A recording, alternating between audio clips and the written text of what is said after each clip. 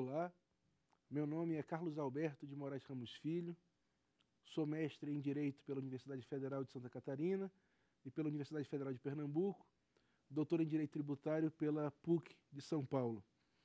Estive nessa semana ministrando aulas no Saber Direito Aula, tendo como tema a obrigação tributária.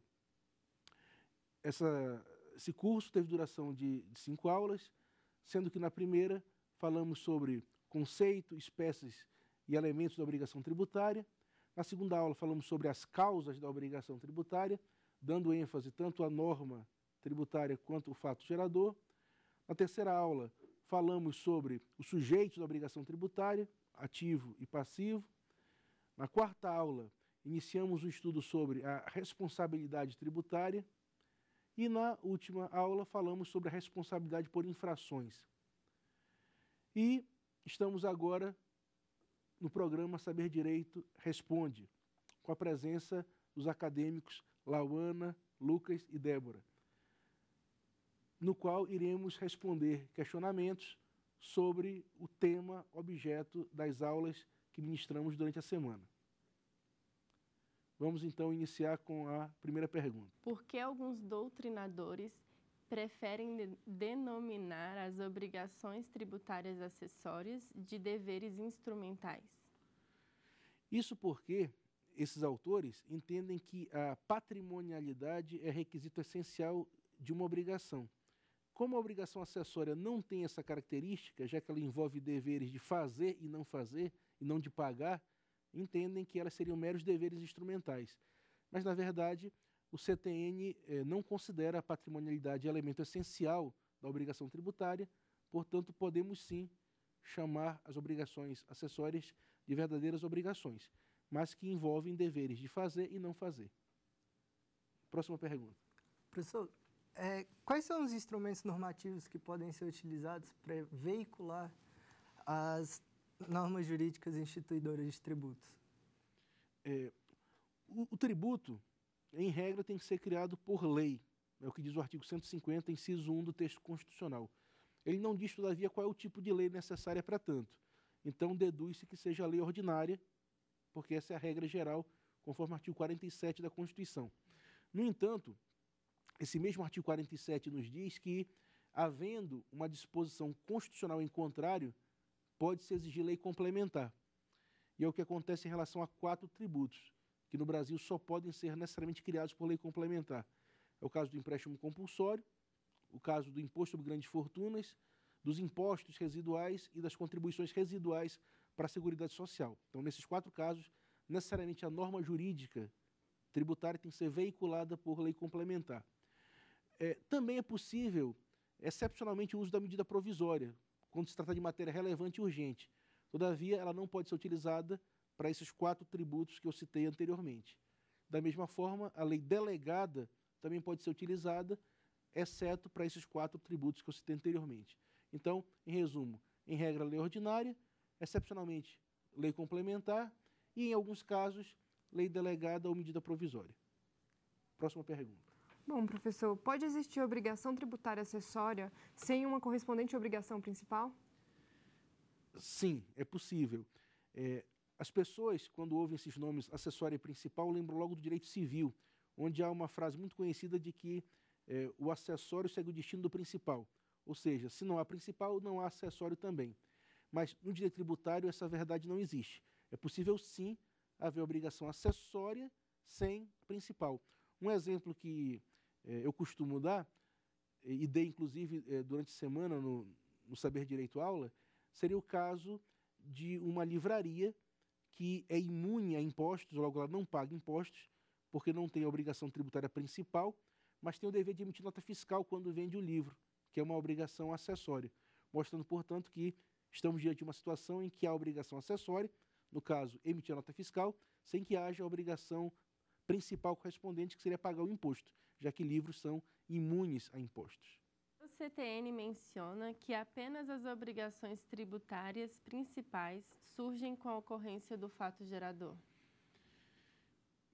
Me parece que o Código Tributário Nacional, no artigo 113, quis destacar o fato gerador quando falou de obrigação tributária principal.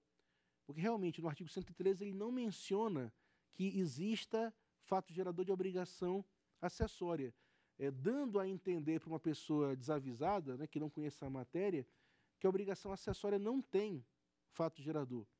Mas, na verdade, toda obrigação jurídica tem um fato que a gera, né? Toda obrigação, não só tributária, qualquer obrigação jurídica, não importa qual seja o ramo, sempre tem um fato que a gera. Só que no direito tributário a gente chama esse fato de fato gerador, né? Mas em outros ramos do direito há outras denominações, né? No direito civil se fala em fato jurídico, por exemplo, né? E no direito civil esse fato jurídico, esse ato jurídico, pode ser lícito ou ilícito. Agora, no que tange ao direito tributário, né, o fato que gera o tributo necessariamente tem que ser um fato lícito, porque tributo não tem caráter punitivo. Agora, é importante salientar que, além do próprio tributo em si, né, a multa também tem uma espécie de fato gerador.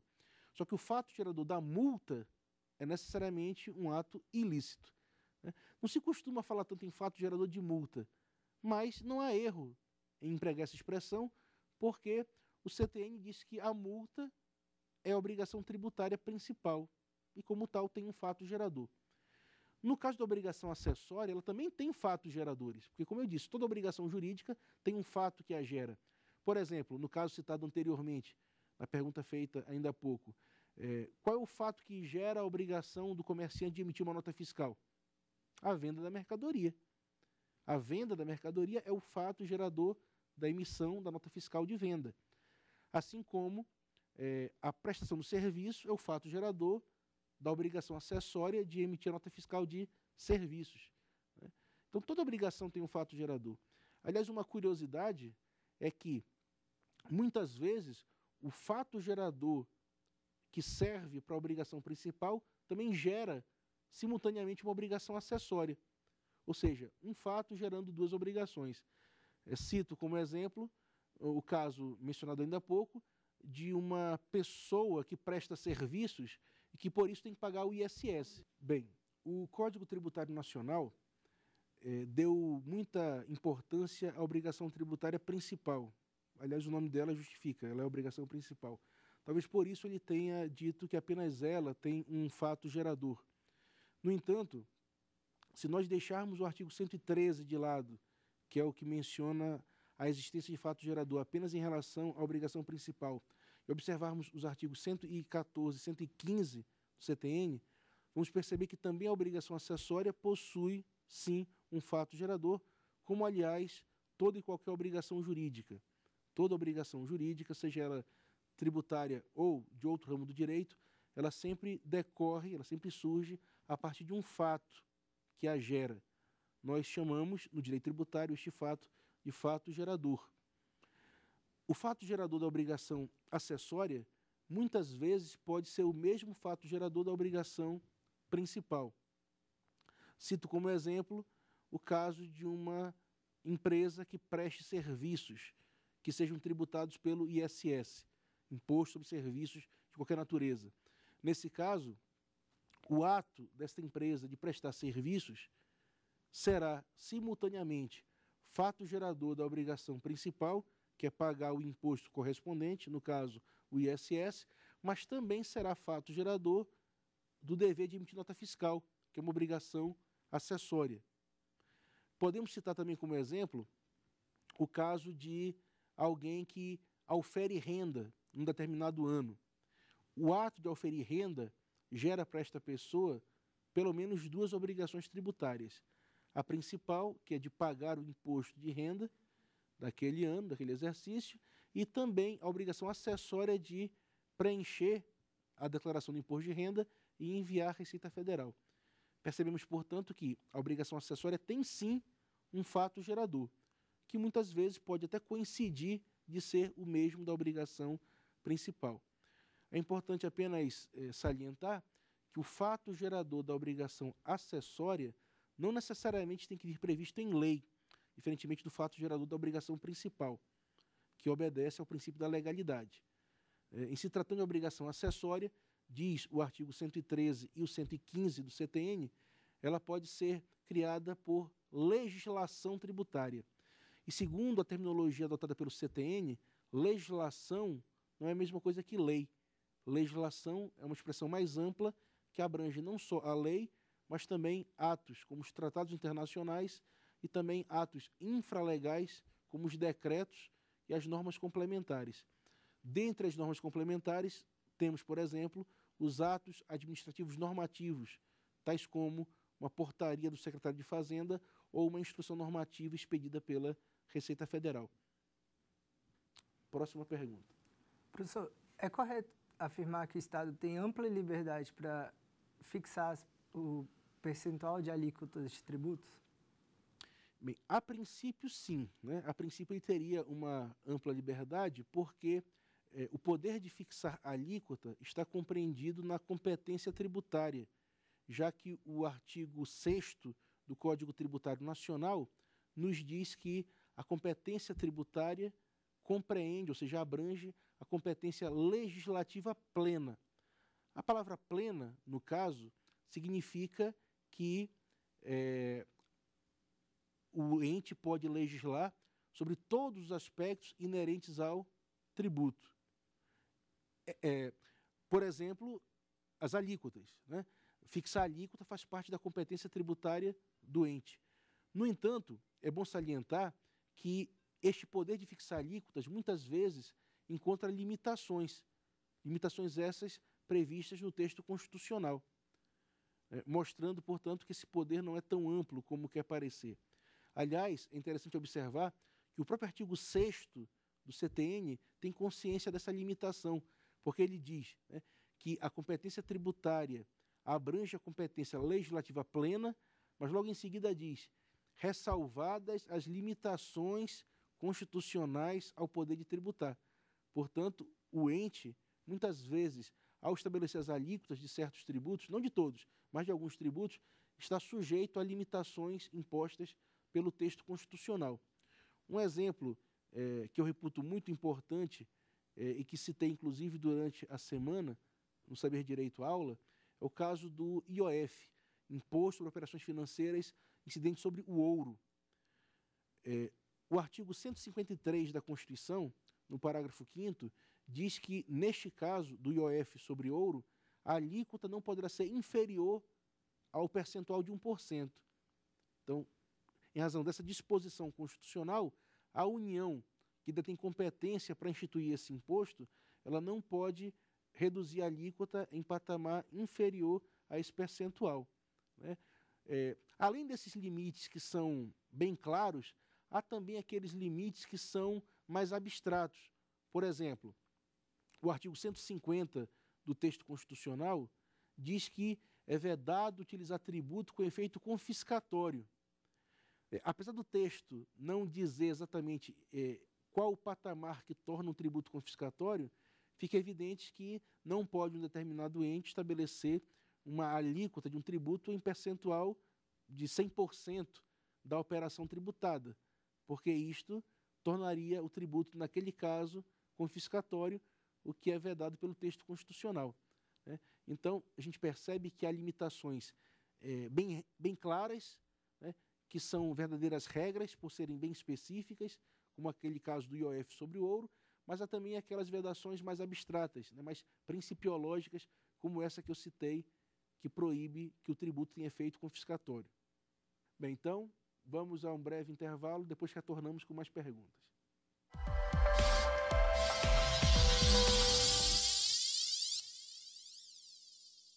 Olá, estamos de volta com o programa Saber Direito Responde, no qual procuramos responder às dúvidas dos acadêmicos de direito sobre o tema explanado durante a semana, a saber, obrigação tributária. Vamos então à primeira pergunta desse bloco. Professor, por que alguns doutrinadores indicam o fato gerador como elemento e não como causa da obrigação tributária?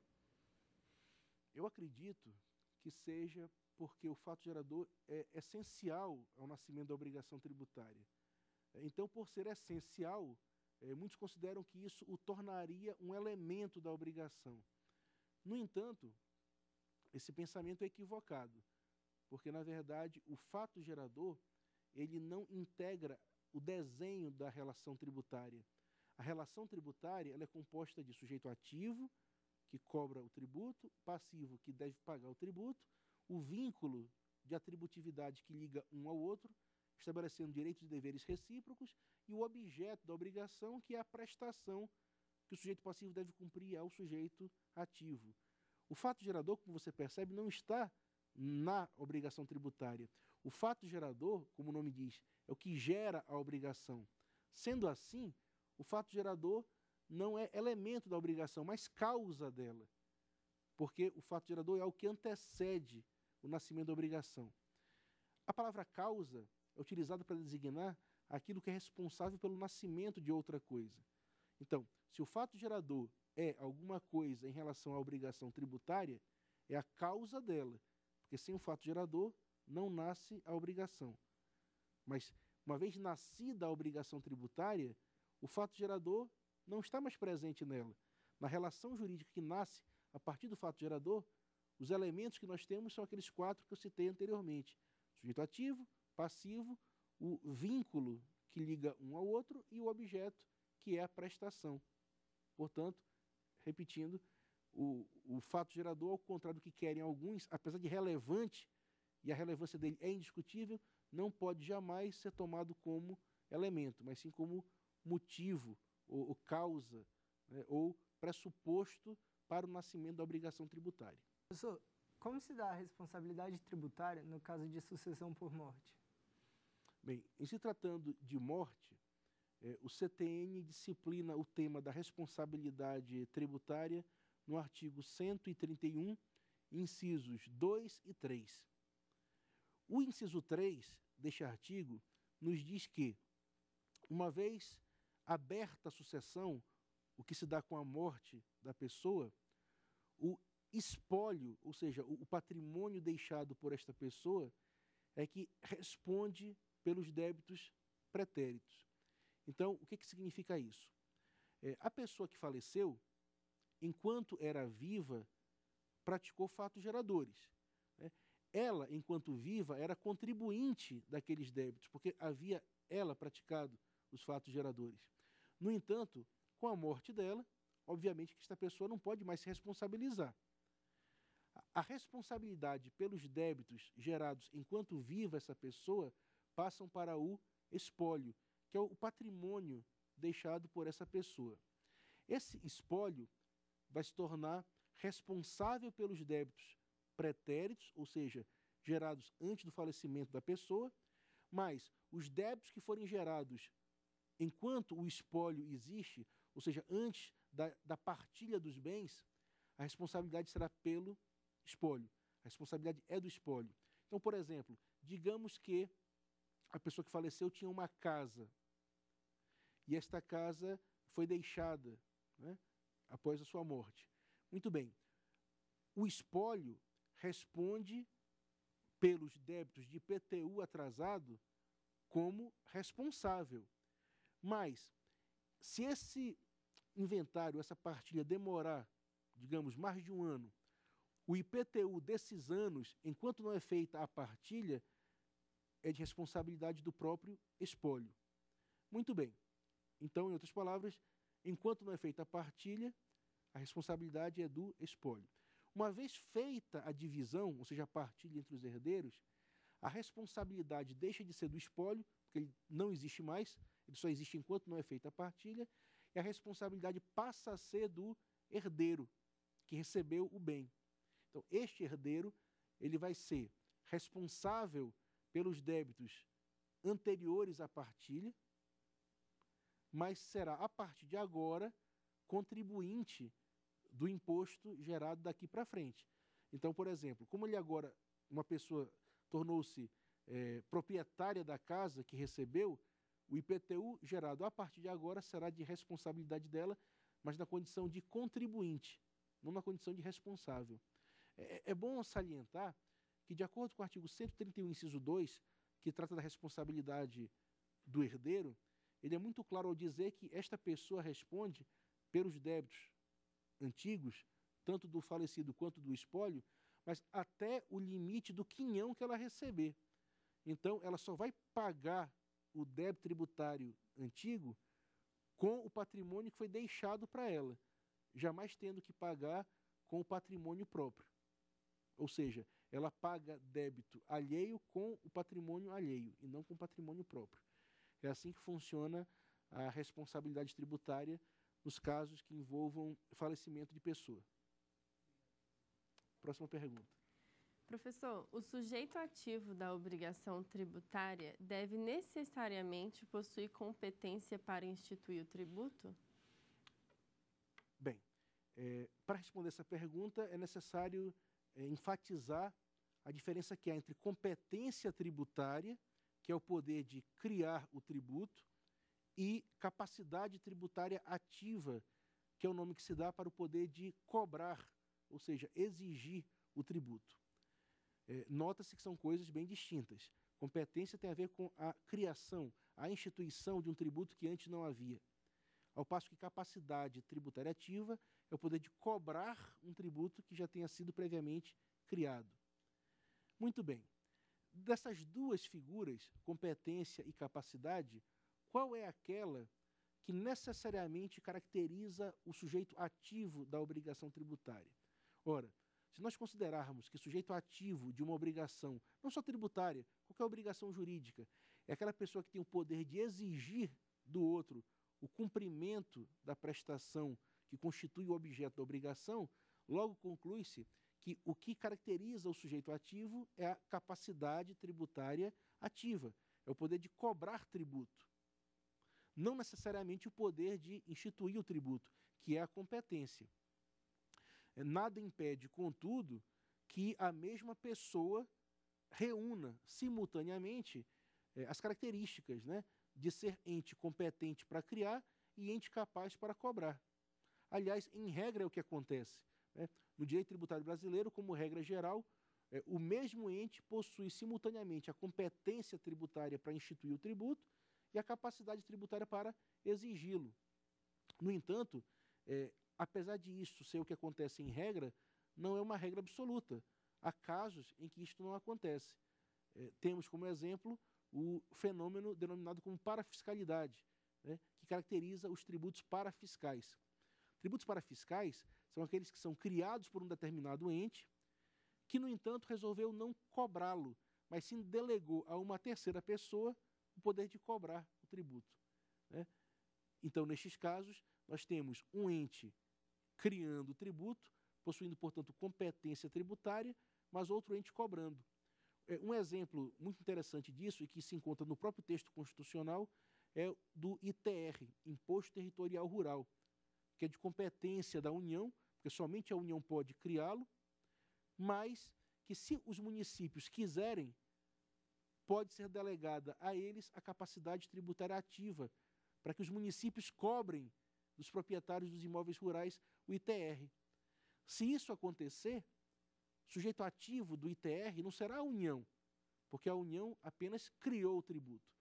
O sujeito ativo será, no caso, o ente que pode cobrar o tributo, que nesse caso será o município. Então, como se vê, através desse exemplo, para ilustrar a questão, não necessariamente o sujeito ativo, que no exemplo que eu dei é o município, será detentor da competência tributária, que é o poder de criar o tributo, já que no exemplo que eu citei, a competência permanece sendo da União. E vale lembrar que a competência é indelegável, ela não pode jamais ser transferida a terceiro, ao passo que a capacidade ativa, sim, pode ser delegada, segundo o CTN, a outra pessoa jurídica de direito público. É o que está lá no artigo 7º do Código Tributário Nacional. Próxima pergunta. Bom, professor, qual é a diferença entre contribuinte e responsável tributário? O CTN não se preocupou em diferenciar um do outro, mas ele deu o conceito de cada um. E olhando para os conceitos, você nota a diferença. O contribuinte é a pessoa que tem o dever de pagar o tributo por ter praticado o fato gerador. E o responsável é uma pessoa que é chamada pela lei para pagar o tributo, mesmo sem ter praticado o fato gerador. Então, o que há de semelhança entre o contribuinte e o responsável é que ambos são devedores. tanto o contribuinte quanto o responsável têm o dever de pagar tributo. O que diferencia um do outro é a razão que leva a esse dever. No caso do contribuinte, o que leva a esse dever é ter praticado o fato gerador. No caso do responsável, segundo o artigo 121 do CTN, é haver uma expressa disposição legal que o obrigue a isso, mesmo sem ter praticado o fato gerador. É o caso, por exemplo, apenas a título de ilustração, do pai que paga uma dívida gerada pelo filho menor de idade. O fato gerador foi praticado pelo filho, mas o pai é responsável por haver uma expressa disposição legal que o obriga a pagar. Estou falando do artigo 134, inciso 1 do CTN. Então, respondido esse questionamento, nós encerramos nossa participação no programa Saber Direito, agradecendo o convite e nos colocando à disposição para novos encontros. Até a próxima. Tem dúvidas sobre o assunto? Mande um e-mail, saberdireito@stf.jus.br. E você também pode estudar pela internet, www.tvjustiça.jus.br.